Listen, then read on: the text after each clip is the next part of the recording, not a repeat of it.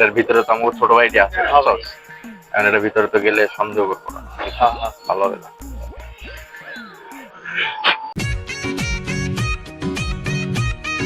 ওই বড় ভাই আছে, এই টাকা তো বললো কা।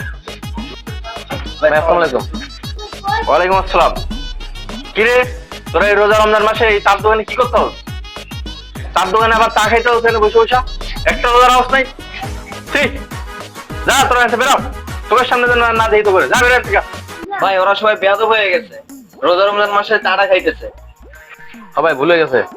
তো বেয়াদব পোলাবেন, এই দেখ তো কি। আচ্ছা এই মামা দাঁড়া।